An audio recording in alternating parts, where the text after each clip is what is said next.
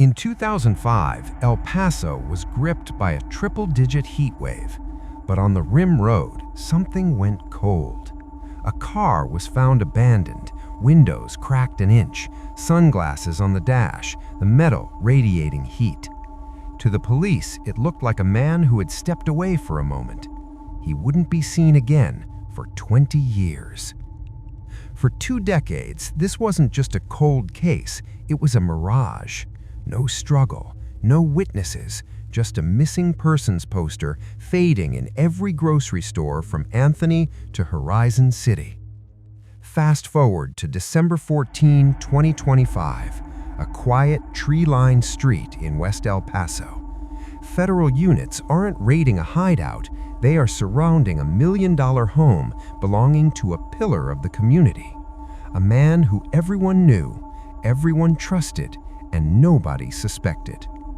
Today, we reveal the evidence that finally bridged a 20-year gap. This is the story of the lady who hid in the brightest light possible, and the one modern tool that finally saw through the perfect life of the architect of El Paso's most enduring nightmare. Welcome to the channel. Before we dive into the identity of this suspect, we would like you to subscribe and tell us where you are watching from in the comments section. It will encourage us to do more and also help the algorithm to suggest our video to more people who like resolved cold cases like this one. The man in the center of the driveway wasn't a monster from a movie. He was the man who hosted the annual neighborhood barbecue. He was the guy who helped jumpstart your car on a cold morning. To the people of West El Paso, he was David Miller, a retired city engineer. He had spent 20 years perfecting the role of a good man. But as the zip ties were tightened around his wrists, the silence in the neighborhood wasn't just about the police presence. It was the sound of an entire community's reality fracturing. Because while David was building a life of respectability in the suburbs, he was also keeping a secret buried under the floorboards of his own history. For 20 years, investigators looked for a stranger. They looked for a drifter. They never thought to look at the man who had actually helped search for the victim in 2005. They never suspected the man who had sat in the victim's living room, offering words of comfort to a grieving family, all while knowing exactly why that car on Rim Road was empty. He thought he was safe. He thought that because the 2005 forensic kits couldn't find him, he was invisible. But he forgot one thing. Evidence doesn't age, it waits. And in 2025, a single piece of insignificant trash found in the trunk of that abandoned car, something so small it wasn't even logged as a primary exhibit 2 decades ago, was rerun through a database that didn't exist when he committed the crime. When the result came back, it didn't just point to a suspect, it pointed to a betrayal that would haunt El Paso for generations. To understand the weight of what was lost, we have to travel back to El Paso in the summer of 2005. At that time, the city felt like a vast, sun-bleached island of activity surrounded by the quiet intensity of the Chihuahuan Desert. It was a place where the air always smelled slightly of dry earth and toasted corn, and where the mountain range split the horizon into 2 distinct worlds. The border dynamics of 2005 were a central part of the city's heartbeat. People moved between El Paso and Juarez with a fluidity that was part of the daily fabric, crossing for lunch, for shopping, or to visit family. The neighborhoods, particularly in West El Paso, were defined by a close-knit, almost protective atmosphere. It was the kind of environment where your presence was noted, your absence was felt, and the safety of the community was an unspoken agreement. In the middle of this landscape was our victim, a 24-year-old named Elena Ramirez.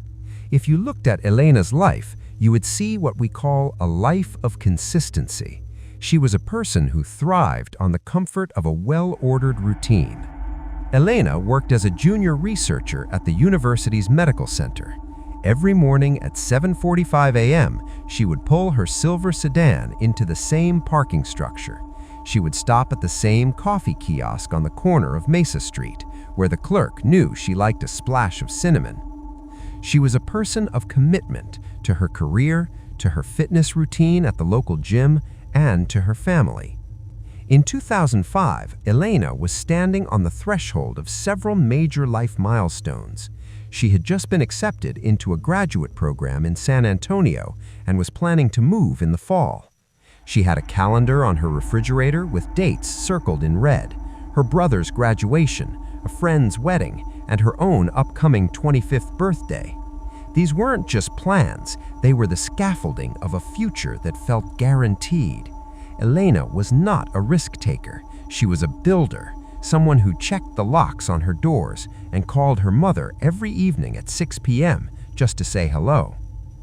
But the summer heat of June 2005 was about to be interrupted by a sequence of events that defied everything the community knew about Elena Ramirez. We now enter the final hours, the reconstruction of Tuesday, June 21st, 2005. The day began with the same consistency that defined her life. 8:10 a.m. Elena is seen on the medical center's security footage walking into the laboratory. She is wearing a blue scrub top and carrying a canvas tote bag. She appears focused, stopping briefly to check her watch. 12:30 p.m. She eats lunch with two colleagues in the hospital cafeteria. They later reported that she was in high spirits, talking about the packing boxes she had bought over the weekend for her upcoming move. There was no indication of any distress, no mention of any new acquaintances, and no sign that she was being followed. 4:45 p.m. Elena logs out of her computer and leaves the facility. This is where the routine begins to deviate, if only slightly. Instead of heading straight home to her apartment, she decides to stop at a local convenience store near the base of the mountains to pick up a bottle of water and a snack. 5:12 p.m. This is the point of no return. We have a single surveillance frame from that gas station. It is a grainy, low-resolution image, common for the technology of 2005. It shows Elena standing at the counter. She is holding a small brown paper bag. She looks toward the glass door, perhaps catching a glimpse of her own reflection or someone entering the store. It is the last clear image of Elena Ramirez.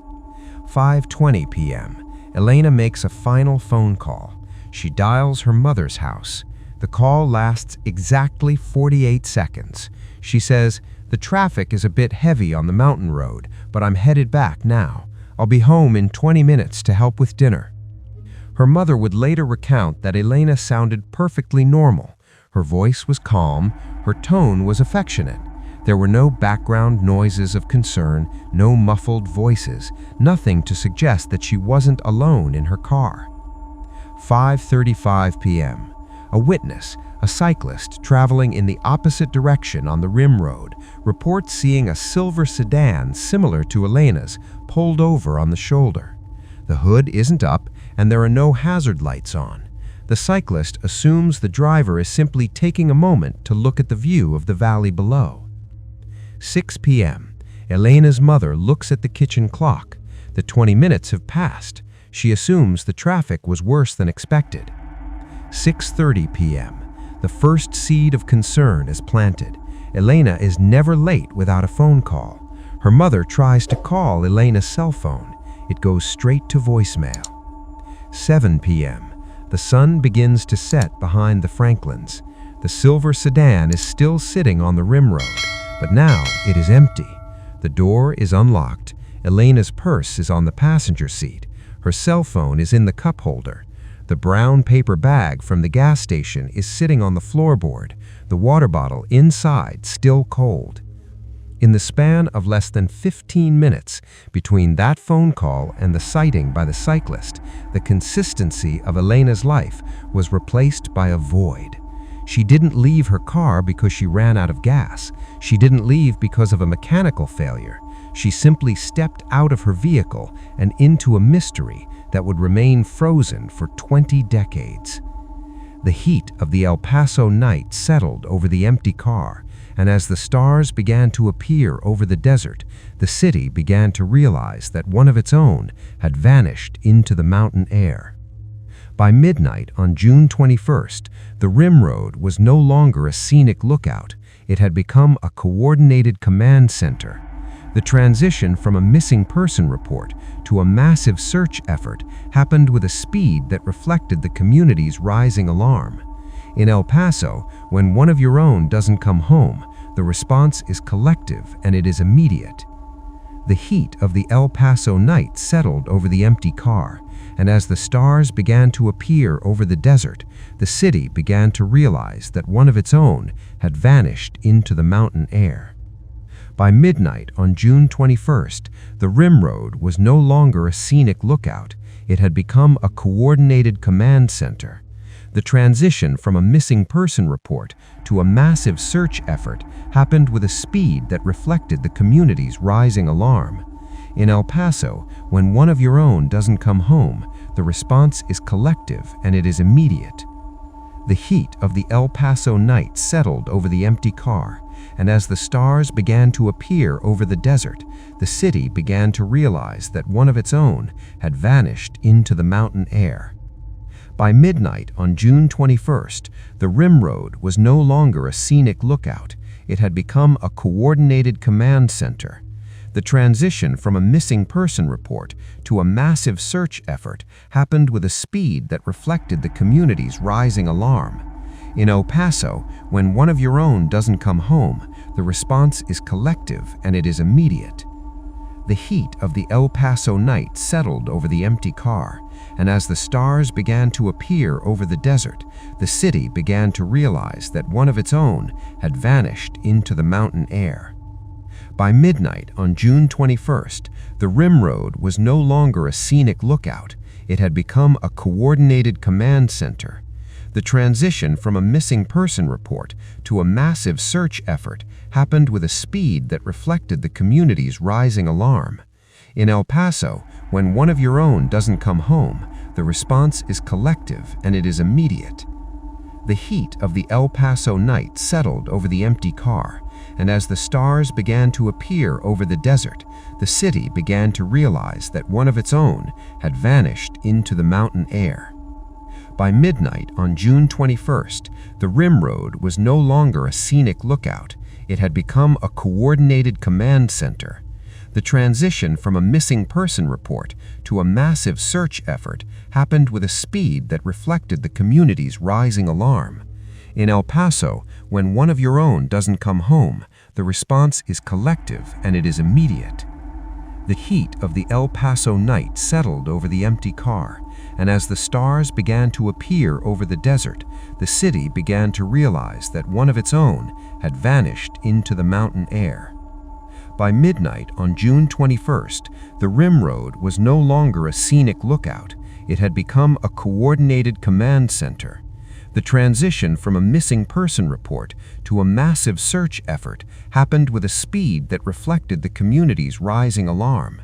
In El Paso, when one of your own doesn't come home, the response is collective and it is immediate.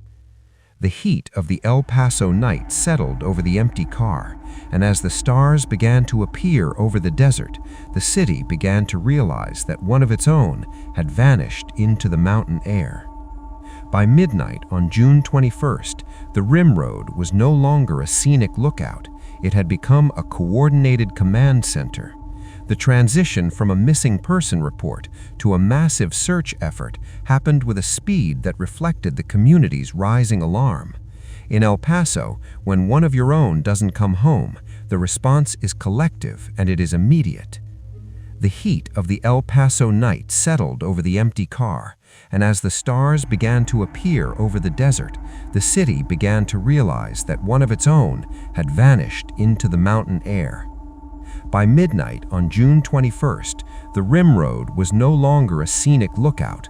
It had become a coordinated command center. The transition from a missing person report to a massive search effort happened with a speed that reflected the community's rising alarm. In El Paso, when one of your own doesn't come home, the response is collective and it is immediate. The heat of the El Paso night settled over the empty car, and as the stars began to appear over the desert, the city began to realize that one of its own had vanished into the mountain air. By midnight on June 21st, the Rim Road was no longer a scenic lookout. It had become a coordinated command center. The transition from a missing person report to a massive search effort happened with a speed that reflected the community's rising alarm. In El Paso, when one of your own doesn't come home, the response is collective and it is immediate. The heat of the El Paso night settled over the empty car, and as the stars began to appear over the desert, the city began to realize that one of its own had vanished into the mountain air. By midnight on June 21st, the Rim Road was no longer a scenic lookout. It had become a coordinated command center. The transition from a missing person report to a massive search effort happened with a speed that reflected the community's rising alarm. In El Paso, when one of your own doesn't come home, the response is collective and it is immediate. The heat of the El Paso night settled over the empty car, and as the stars began to appear over the desert, the city began to realize that one of its own had vanished into the mountain air. By midnight on June 21st, the Rim Road was no longer a scenic lookout. It had become a coordinated command center. The transition from a missing person report to a massive search effort happened with a speed that reflected the community's rising alarm. In El Paso, when one of your own doesn't come home, the response is collective and it is immediate. The heat of the El Paso night settled over the empty car, and as the stars began to appear over the desert, the city began to realize that one of its own had vanished into the mountain air. By midnight on June 21st, the Rim Road was no longer a scenic lookout. It had become a coordinated command center. The transition from a missing person report to a massive search effort happened with a speed that reflected the community's rising alarm. In El Paso, when one of your own doesn't come home, the response is collective and it is immediate. The heat of the El Paso night settled over the empty. In 2005, the silver sedan was processed using the gold standard of the time, fingerprint dusting and basic swabbing. When no usable prints were found and no biological stains were visible, the interior was deemed clean. However, the science of the modern era recognizes that there is no such thing as a truly clean surface. Every time a human hand touches an object, it leaves behind a microscopic landscape of skin cells, sweat, and oils.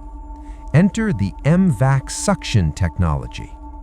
In early 2025, cold case investigators took a second look at the steering wheel and the interior door handle of Elena's car, which had been wrapped in plastic and preserved in a climate-controlled evidence locker. Traditional swabs only pick up what is on the very surface. The MVAC system, however, works like a microscopic pressure washer and vacuum combined. It sprays a sterile solution onto the textured surface of the leather and plastic, loosening cells trapped deep within the grain, and then vacuums the liquid back into a high-efficiency filter. From the steering wheel, a place where the helpful neighbor claimed he had never sat, investigators pulled a concentrated sample of touch DNA. This wasn't a smudge, it was a full genetic profile. But the science didn't stop at identification. Investigators then utilized advanced DNA phenotyping. This technology doesn't just match a profile to a database, it uses the genetic code to build a digital mugshot of the person. It predicted the contributor's eye color, hair color, skin tone, and even the shape of their facial features with startling accuracy. When the digital rendering was completed, it didn't look like a stranger. It looked like a younger version of the man who had been a fixture in the Ramirez family's life for 20 years. This biological evidence was the anchor, but the motive remained a mystery. To solve that, the investigation turned from biology to the digital ether. In 2005, digital footprints were shallow. Many people used legacy email providers and early social media platforms that have since been shuttered or moved to archival servers. Detectives in the original investigation had checked Elena's home computer, but they found nothing of note. They hadn't realized that the data they needed wasn't on her hard drive. It was stored in a ghost account. Modern digital forensics teams in 2025 were able to serve a specialized warrant to a long-defunct internet service provider that had been absorbed by a global tech giant. They were looking for deleted data, information that had been removed from the user's view but remained etched in the magnetic storage of the company's deep storage servers. After months of data recovery, they hit a vein of gold. They recovered a series of messages from a legacy webmail account belonging to the suspect. These messages dated back to the spring of 2005. The digital trail revealed a side of the helpful neighbor that no one in El Paso had ever seen. The messages showed an intense, unrequited fixation on Elena. He had been monitoring her life of consistency with predatory precision. He knew her coffee order, her gym schedule, and most importantly, her plans to move to San Antonio. The motive was finally clear: the move. The suspect realized that his window of proximity to Elena was closing. The messages, which grew increasingly frantic as the June move-out date approached, provided the context that had been missing for 20 years. He wasn't a bystander. He was a man who saw Elena's future as a threat to his own obsession. He had deleted these messages days after she vanished, believing that once the account was closed and the delete key was pressed, the evidence was gone forever. He didn't account for the fact that in the digital age, nothing is truly forgotten. The servers remembered. The ghost account held the truth for 20 decades, waiting for an investigator with the right tools to reach into the past and pull it into the light of 2025. With the DNA from the steering wheel and the motive recovered from the deep storage servers, the unexpected suspect was no longer just a person of interest. He was a man whose carefully constructed mask was about to be stripped away in front of the entire city.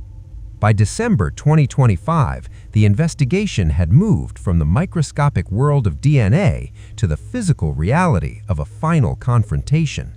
The unexpected suspect was no longer a ghost in the machine.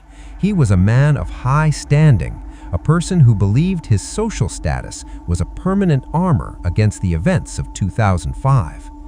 The arrest did not take place in a dark alley or a hidden room. It happened in the most public and prestigious setting imaginable. It was the evening of the annual Borderland Excellence Gala, an event attended by the city's elite, held in a historic hotel overlooking the lights of both El Paso and Juarez.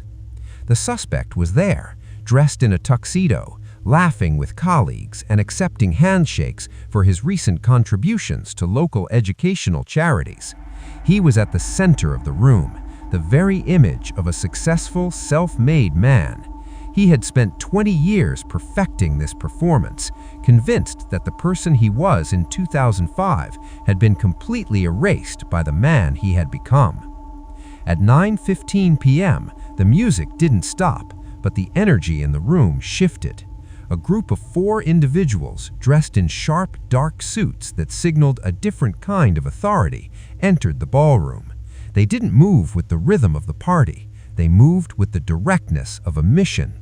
They bypassed the hors d'oeuvres and the champagne, walking straight toward the head table. When they reached the suspect, the lead investigator, the same woman who had spent months analyzing the ghost email accounts, simply placed a hand on his shoulder. She didn't raise her voice. She leaned in and spoke a few words that effectively ended his 20-year charade. As he was led out of the ballroom, his hands secured behind his back, the room fell to a stunned, absolute silence. The contrast was staggering, the glitz of the gala meeting the cold reality of a 20-year-old crime. By the next morning, the local headlines were unanimous. This was an arrest shocks the borderland. The shock intensified when the public finally learned the identity of the man in the tuxedo. The suspect was Julian Varga. In 2005, Julian was a substitute teacher and a volunteer coach at the local high school. He was the young, energetic mentor that parents trusted and students admired. But in the 20 years that followed, he had transformed himself into a prominent local businessman and a respected member of the school board. The reveal of his second life was a devastating blow to the community's collective memory.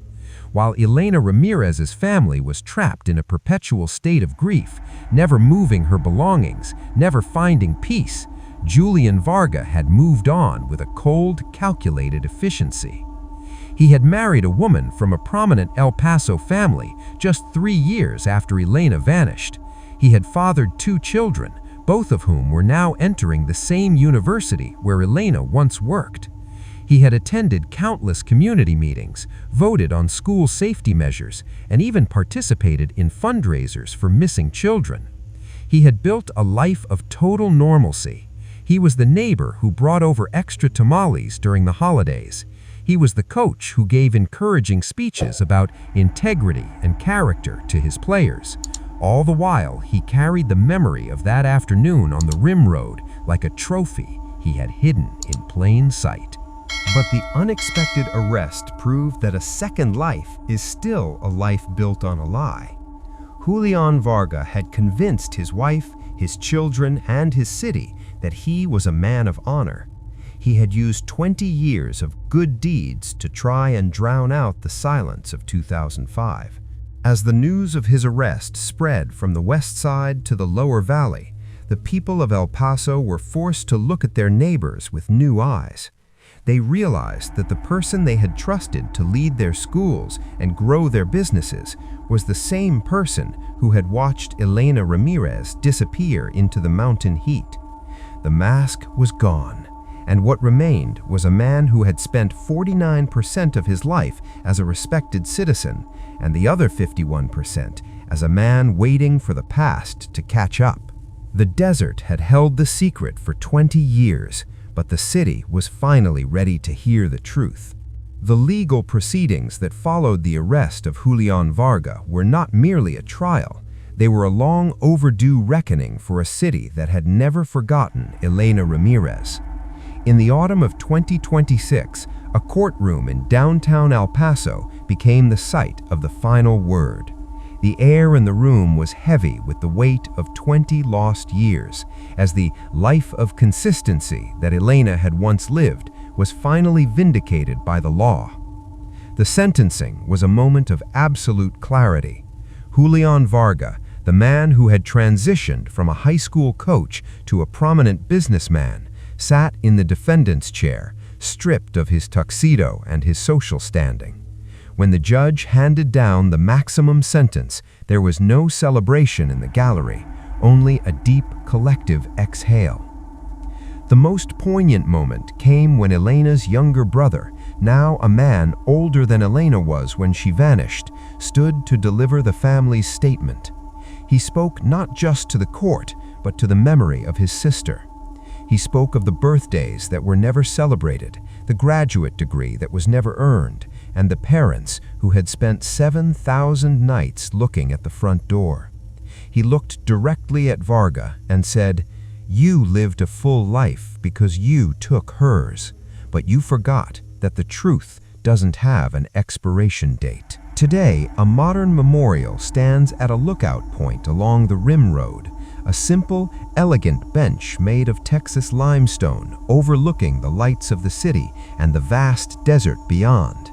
It is a place of peace where the wind no longer carries the weight of a mystery, but the quiet dignity of a name restored. As we conclude this investigation, we are left to reflect on the landscape we share with those around us. The El Paso unexpected arrest is more than a success story for forensic science. It is a reminder that the desert, as vast and unforgiving as it is, could not hide this secret for 20 years.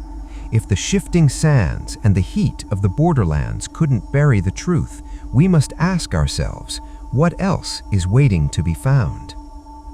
Julian Varga believed that by becoming a perfect citizen, he could outrun his own history. He believed that time was a disinfectant that would eventually wash away the evidence of 2005. He was wrong. His arrest proves that the masks we wear in our daily lives, the titles we hold, the charities we support, the families we build, cannot protect us from a past that is written in our DNA and stored in the digital ether.